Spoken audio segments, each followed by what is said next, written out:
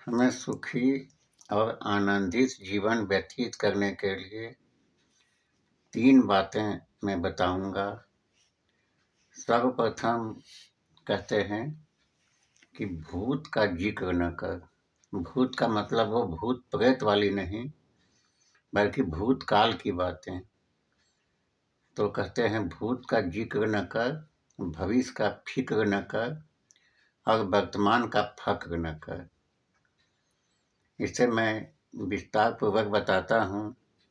यानी जो भूतकाल हो गया है, उसका हमें चर्चा नहीं करना है, क्योंकि वो चर्चा करने से एक दुखद माहौल वातावरण हो जाता है और सिर्फ पछतावा ही होता है कि मैंने इस वक्त पर ये काम नहीं किया, ऐसा करना चाहिए था, वैसा होता तो ये हो जाता, आदि आदि। और फिर कहते हैं कि भविष्य का फिक्र न कर, यानी कि भविष्य के बारे में चिंता नहीं करनी है, क्योंकि भविष्य का आप चिंता करते हैं तो फिर आप वर्तमान में आनंदित नहीं रह सकते हैं। उसी गम में आपका समय बीतता चला जाएगा। और वर्तमान के लिए कहते हैं कि वर्तमान का फ़क्र न कर। फ़क्र का मतलब अभिमान नहीं कीजिए, क्योंकि अभी जितनी तरह की अभिमान आप देखते हैं कि मेरे पास लाखों रुपया है, बड़ा पोस्ट है, या ये व्यवस्थाएँ हैं, क्योंकि आप जान रहे हैं कि पल में क्या से क्या हो जाता है और कुछ पता भी नहीं चलता है। इसलिए वर्तमान का फ़क्र यानी अहंकार नहीं करने के लिए। तो ये 3 बातें तो हो गई, भूत की चर्चा न करना, भविष्य काल की चिंता न करना और वर्तमान में किसी प्रकार का नाज़ या घमंड, अभिमान नहीं होने का बारे में बताया गया है। और फिर तीनों से संबंधित बातें हैं कि जो भी हम क्रोध करते हैं, वो भूतकाल के लिए करते हैं। किसी बात के लिए, चाहे वो 2 मिनट पहले हो या 5 मिनट पहले हो या घंटों भर का हो।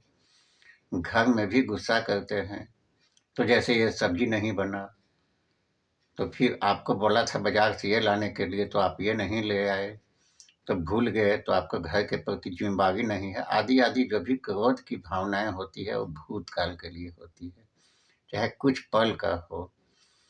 तो क्रोध भूतकाल के लिए होता है और भविष्य के लिए लोभ होता है, क्योंकि भविष्य को बढ़िया बनाने के लिए लोग लोभ करते हैं, लालच करते हैं और यही लालच एक दिन पतन का कारण हो जाता है। इसलिए लोभ में भी एक सीमा होती है, क्योंकि कहते भी हैं कि मक्खी बैठी शहद पर, पंख गए लपटाए, सिर धुने और पंख धुने, लालच बुरी बलाए।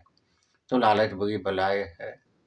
और वर्तमान में जो हम घमंड करते हैं कि मेरे पास ये दौलत है, ये व्यवस्था है, ये चीज़ है, तो उसे करने के लिए भी तो वर्तमान के लिए है, तो अभिमान होता है।